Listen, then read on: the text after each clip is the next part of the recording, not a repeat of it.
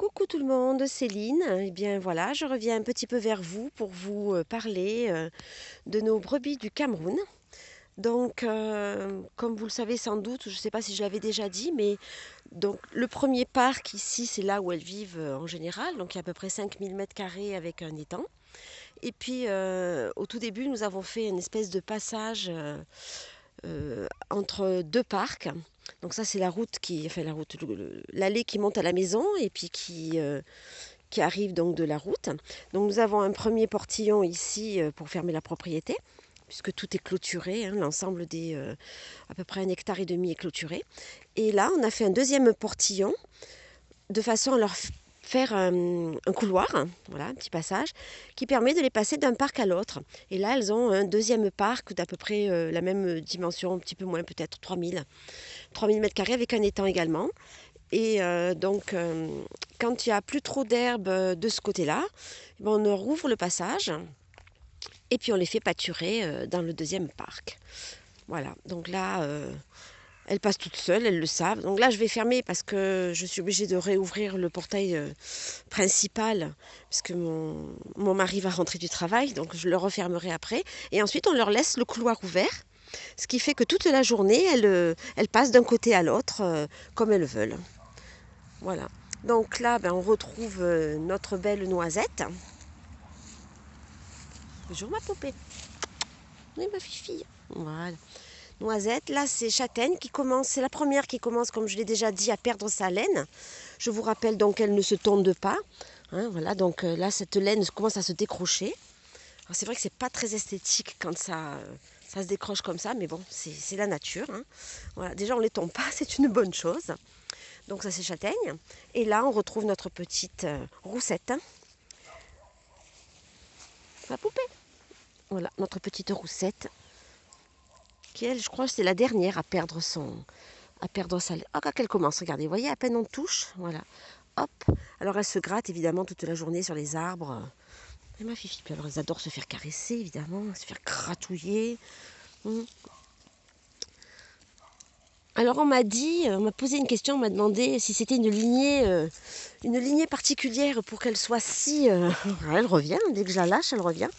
Elle soit si, comment dire, proche de nous et pas craintive. Donc je le confirme, non, non, elles ne sont pas de la même mère, elles sont du même élevage, mais pas de la même mère. Et puis elles sont. Le fait, c'est que de toutes petites, dès qu'on les a eues, on les a approchées tous les jours, plusieurs fois par jour, en les faisant venir, en essayant de leur donner à manger à la main. Et puis après, à partir de là, bon, comme je le précise aussi, ce ne sont pas des moutons. Et nous, ce sont nos animaux de compagnie en quelque sorte. Hein. Elles ne viendraient pas comme ça se faire caresser si elles ne nous aimaient pas, autant qu'on les aime. Voilà. Donc on a un très beau soleil, il fait très très beau depuis quelques jours. Donc elles passent tous les jours dans le deuxième parc. Et puis là, c'est notre petit toit, la dernière, puisque malheureusement, nous en avions 3 et nous les avons perdus. Enfin, nous en avons perdu 2.